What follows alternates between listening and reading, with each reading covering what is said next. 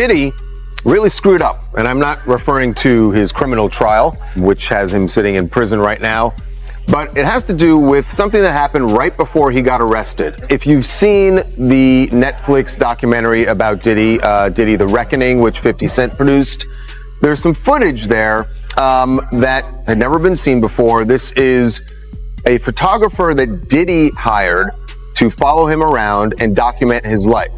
That footage ended up going to 50 Cent. And maybe that's what Snoop went through. I don't know. But let the people know, because it was too early back then. You know, Pac just had died. So this one night, 50 called me up, and you know they got him on the phone. Man, he was just talking. He was talking about old time shit. You know, sit down with Black Hands, sit down with with Puff Kids, the whole Puff situation, and this documentary. 50 Cent released his Netflix documentary, Sean Combs, The Reckoning. Many believe the spotlight was finally fixed on Diddy, his rise, his influence, and his collapse. But that focus quickly shifted. Online discussions soon pulled Snoop Dogg into the conversation, fueled by rumors suggesting he was staying silent, facing scrutiny, or being protected because certain material never appeared in the film. Some commentators pushed those theories even further, turning comments from Gene Deal and others into stronger accusations and using old interviews, unclear footage, and secondhand audio to support speculative narratives. As usual, social media amplified the uncertainty, leading fans to question Snoop's silence, speculate about what 50 Cent may know, and anticipate another industry shakeup. However, once the noise is stripped away, the situation appears far less dramatic, shaped more by exaggeration and recycled claims than verified facts. In this video, we'll examine how these allegations began, what Gene Deal actually said, what the documentary included and excluded, how Snoop Dogg has responded, and what remains confirmed, denied, or unproven. From Suge Knight. It's from his podcast with Dave Mays, and he's speaking on, Tupac and Snoop being cool, and how, after Tupac got killed, Snoop started hanging out with Diddy. And, he also speaks on how, Snoop, he did the Steve Harvey show with Diddy after Tupac got killed. Check this out. Okay. It's downloading right now. Then you look at the scenario how everybody used Pac to make their stuff famous or make their project better. You got people who use their songs for Pac and tell them how much they love Pac, but they do songs for Puffy. You got Steve Harvey old bit that, this motherfucker telling, well, Pac, according to everybody else, he brings Snoop and Puffy on there and say, these the dudes who's running this in the East Coast, West Coast. What's up, Snoop? Hey, whoa. Wait a minute, fellas here. Hold on. I know all about this East Coast, West Coast rivalry thing here, but we in Chicago now. This rivalry stuff, we gotta stop it, man. We stop that, we stop a lot of this violence. Yo, Steve, check this, man. All that East Coast, West Coast stuff is a bunch of media hype. It's been my dog from day one, you know what I'm saying? It's all good between me and him. That's my people. Real, that's what we came in for. We came in and light it up and ride it up. We never used your hand. Now, Pac, if you love Pac so much, how you with the motherfucker that everybody say got something to do with the first get down that happened to Pac in New York, then the second one. What you think about Suge comments? And I never asked you this before, but did you have an issue with Snoop hanging out with Diddy after Tupac got killed? I always felt that was wrong. I'm gonna just keep it real. I'm talking about from that, like now, okay. You know what I mean? I'm 46, Snoop probably early 50s. If he figured out now, he might go by the opinion that, okay, Puffy had nothing to do with Pac. We're grown now. If he want to be his friend, no problem. But back then, that was just awkward. You know what I mean? And the reason why it was awkward to me that I never even like it because you knew how Pac felt about this individual. You know what I mean? Even if you don't agree with him, you probably could have said, you know what, I probably ain't gonna come out, publicly with this because until things clear up. So I really know I could be certain that, they didn't have nothing to do with Pac. But it's like, it was no, okay, it is what it is. So that I never really respected that back then. So you had an issue with it. You didn't like it? Never really liked it. It just was a strange look because you was Pac boy, You know what I mean? Puffy and them, it's clear they had some issues with Pac. And Pac died, and all of a sudden you chilling with Puffy. Back then it just, okay, now you can say what you want. You go all grandfathers, I guess. You know what I mean? That's different now. But back then I think it was weird, it was tasteless. You know what I mean? It didn't seem like you really had that much love for Pac. You could have just, you know what I mean? Unless he pressured them or like questioned Puffy, like, yo, what's up with this? What's up with that? Then you could say, Snoop Dogg's name never appeared in court records, indictments, or the federal charges that ultimately sent Diddy to prison. Yet online, his name began circulating alongside some of the most serious allegations. Much of this appears to stem from his long history in the music industry, where he crossed paths with Diddy, Suge Knight, and other influential figures during hip-hop's most turbulent era. Gene Deal, a former bodyguard connected to Diddy, became a prominent voice after the documentary's release, suggesting in interviews that certain individuals were uneasy because not everything made the final cut. That suggestion alone fueled speculation. Rumor channels then claimed 50 Cent withheld footage, names, and details to avoid wider fallout. Because Snoop is highly visible and well-connected, he became an easy target, with old clips, resurfaced interviews, and unverified claims being recycled as facts. Online narratives quickly equated silence with guilt and association with involvement. Yet when examined individually, none of these elements actually demonstrate wrongdoing by Snoop Dogg, only that he was part of the same industry during the same era. I believe somebody mentioned that they seen a video with me and the dude Prodigy, or one of the dudes from Mobb Deep, as if I was with. They don't know the backdrop of that. I went to his hotel room ready to fight. Like, bro, I'll fight everybody in that room one-on-one. Even if I lose, it doesn't matter. The Outlaws was with me. My homie Tiny, the Mexican homie, was with me. I didn't go there and say, let me get in a video with these guys.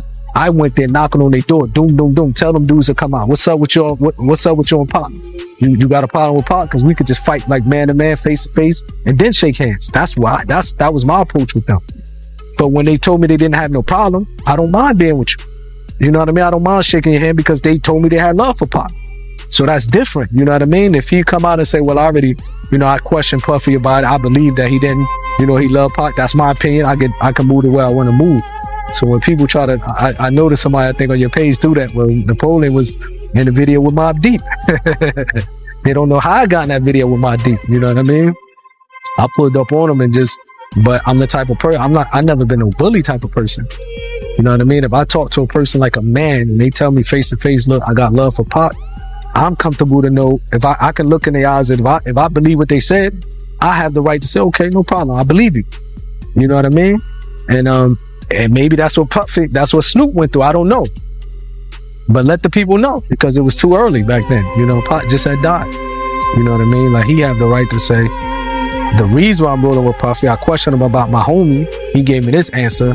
So then he did what he had to do. But it just, you know what I mean? I never really agree with that, to be honest. The same way I couldn't be on the stage with him. When they wanted to do that tribute, I just couldn't do it. Like, I really felt in my heart like, man. This is where the real risk begins. When association replaces proof, facts give way to suspicion, and the narrative can quickly drift away from the truth. In moments like these, the loudest voices are often the least reliable. Sean Combs, The Reckoning was never presented as a sweeping expose of the entire music industry. It was clearly centered on Diddy, following his rise through Bad Boy Records, the power structures around him, and the systems that allegedly enabled his behavior for years. The documentary placed victim accounts at the forefront and examined documented patterns of control while remaining grounded in the legal process surrounding Diddy's conviction and sentence. What it did not do was accuse unrelated individuals without evidence. It did not identify Snoop Dogg as being involved in criminal activity or present material suggesting wrongdoing by him. Claims that 50 Cent deliberately shielded Snoop remain speculation, not established fact.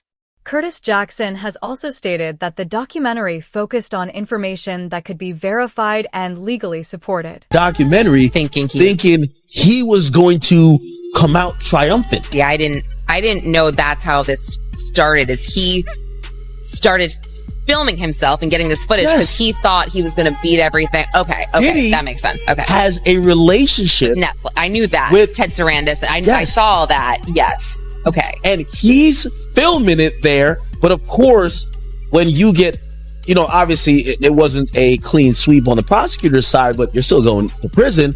Yeah. He basically kind of scraps it. It's not also Netflix is saying, because they commissioned it, right? Netflix is saying, all right, cool, just turn over what you got. And what we'll do, we'll make it what it is because we're just following reality. Diddy's like, well, hold on now. If I lost the case, I'm down to still do it with you, but I got to be able to control it. Now, Diddy was probably going to kind of shape this doc to make it look like, hey, this was malicious prosecution. They kind of went really hard at me. Mm-hmm. I'm not a perfect guy, but I am a good guy. Yeah. And Diddy was like, I need to be able to craft it. And Netflix was like, no, you're not.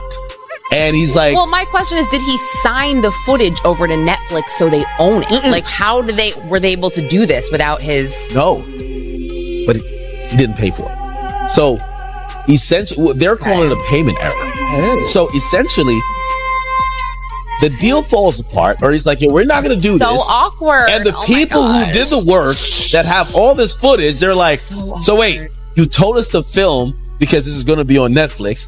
Now you're saying Netflix doesn't exist and we're not getting paid because Diddy was going to pay with Netflix money. And Netflix realized this and they went to the filmers and said, hey.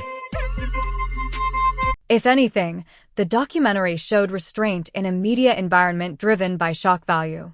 It avoided naming individuals unless their involvement was supported by records or credible testimony that could withstand scrutiny, which is why claims about suppressed footage remain unproven. No verified clips have surfaced. No court documents have mentioned Snoop Dogg, and no investigators have identified him as a subject of inquiry. In fact, Snoop openly supported 50 Cent after the documentary's release, publicly aligning himself with Curtis Jackson without showing any apparent tension between them. That reality directly challenges the narrative that Snoop was worried about potential revelations because public support rarely fits the idea of fear or avoidance. Look at this through the prism of a modern-day rhetorical genius. A modern-day rhetorical genius. We're talking about the one, the great, the 50 Cent. All right. This guy's skill at rhetoric is absolutely next level. And this totally ties in with, how he famously is a big fan of Sun Tzu, The Art of War. Now, rhetoric with a capital R, I can just give you the definition of that. That's basically public speech, particularly public speech that is to persuade. Any persuasive public speech is rhetoric, right? Now, we kind of break that down into two subcategories of rhetoric with a lowercase r and dialectic. Rhetoric is essentially everything else. And really, what moves the needle with like 97% of people and 100% of groups, okay, is in fact rhetoric with the lowercase r. So again, stuff like this, 50 Cent is an absolute master of. Basically, he dropped this doc, this 50, this Sean Puffy Combs doc, and it's just kind of set the internet on fire. It's beating out Stranger Things. Like, it's a wild ride to watch, right? And one of the things that he does is he breaks down Diddy's character on Diddy's own terms. One commonly repeated claim stems from statements by Courtney Burgess, who said he possessed flash drives allegedly connected to Kim Porter and claimed they contained sensitive material involving public figures. Online commentary quickly filled in the gaps by attaching names, including Snoop Dogg, while overlooking important context. Kim Porter's children have publicly denied the authenticity of materials attributed to her, and authorities have not verified the contents of those drives. In legal settings, unverified material does not automatically imply wrongdoing. No confirmed documents or footage have named Snoop Dogg or been released. Instead, speculation snowballed as suggestions turned into assumptions, allowing misinformation to spread. Possessing unverified material is not evidence of a crime, as legal standards require verification and credibility. As a result, claims that Snoop Dogg is under pressure overlook a critical fact. There has been no indication that he was questioned, investigated, or linked to any legal action. As of December 2025, both Suge and Pac In the car? they only Pac and they don't Suge. So allegedly they got paid $500,000. The $500,000 was paid to the guy on the right, all the way to the right. You see the guy on the right, Corey? He's the one allegedly that got the $500,000, and that money never went to Keefe D or anybody else. The guy on the left is the one that stole the chain, the chain, which was a Death Row Records chain. That's a way of saying I got your rapper's chain, because if you were one of the guys, Death Row. So long story short, this whole thing isn't recording that he said this. So what does Diddy do? Rob, can you pull up this song? It's a song called Black Rob, featuring Mark Curry and Mario Winans. If you can just type in lyrics, okay? So he gets $1 million. Can you go to the lyrics? And Diddy's in the lyrics when he gets started. Go a little bit lower. See it in this game? Can you type in the word in there, Rob? Nice guy. Type Control F, nice guy. Okay, right there. Look at it's 1999. No more Mr. Nice Guy. Been nice too long. I'm just gonna start making y'all blank disappear. Man, first I'm gonna take your records off the radio. Then I'm gonna erase your social security number. Take your birth certificate out flies. I'm gonna do your whole effing family. Ain't nothing but mercy. And then, by the way, in the lyrics, he says, I'll drop $1 million on your head to erase you. Can you type in, I'll drop $1 million, just put Control F. Just go to Google and type this out. I'll drop $1 million on your head. I'll drop $1 million on your head, and just put Diddy next to it. Right there. See, it says Black Rob. What song came up? Phrase. I'll drop $1 million on your head. Erase you and your whole family, biatch. Wow. He's saying it in the song on what he did to get rid of Tupac. Suge Knight has repeatedly made accusations against Snoop Dogg over the years, alleging betrayal, responsibility, and involvement in events surrounding Tupac Shakur's death. These claims often resurface whenever the industry comes under renewed scrutiny. However, they remain long-standing allegations, not new revelations, and none have been proven. Suge has made many of these statements from prison, often during high-profile interviews that attract attention because of their controversial nature. Snoop Dogg has consistently denied the accusations, dismissing them as false claims rooted in their long-standing rivalry and personal resentment. Importantly, despite multiple investigations into Tupac's death over the decades, law enforcement has never charged Snoop Dogg or named him as a suspect.